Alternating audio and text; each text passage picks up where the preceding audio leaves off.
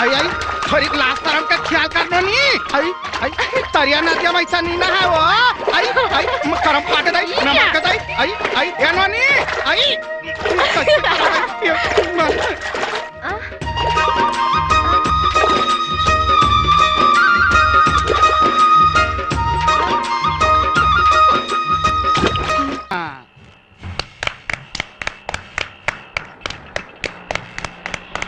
हमार तो CG07 करण ये नवा मॉडल है का? हो सकते। गांव में तो कभी नहीं देखे हो। दुर्ग मॉडल है का? अरे मैं का जानो यार, जाना जाके पूछ ले। भागा, अरे भागा, अबे रोज रोज ही तो काहे काबर आते को में आता एक है बासी था औ काहे अरे मैं वो बासी गाऊं हैं मैं तोला बासी गवैया दिखता हूँ हां कौरू लगा कर रहा था ना जमे हीरा मोती खाबे अबे सुन ये बासी लट्टा रही हले भाटन भाट खड़ी भर हो नहीं अंधना डारे लग्या चूरते ही भात था पाची नहीं बता अक्कल का करत रे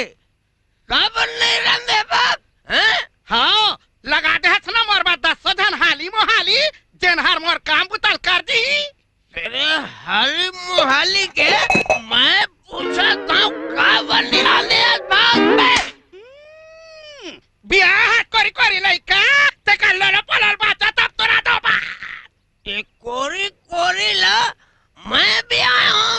कि तय भी आज रे भैंसी मोरा सब चला रे तेरे खखड़ू देख सारे तैम और घुड़साला धन बाढ़ का तैम और मैं तार धन भर का खात खुरा का कर मेरे नहीं तो कर ले बे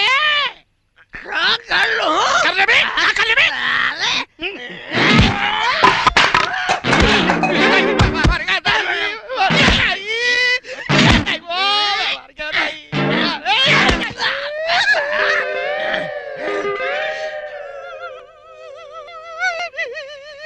चुप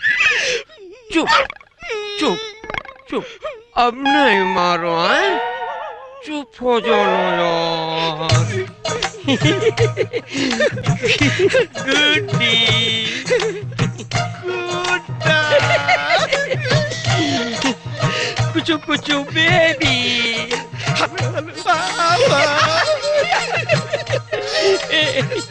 टाटा बाय बाय टाटा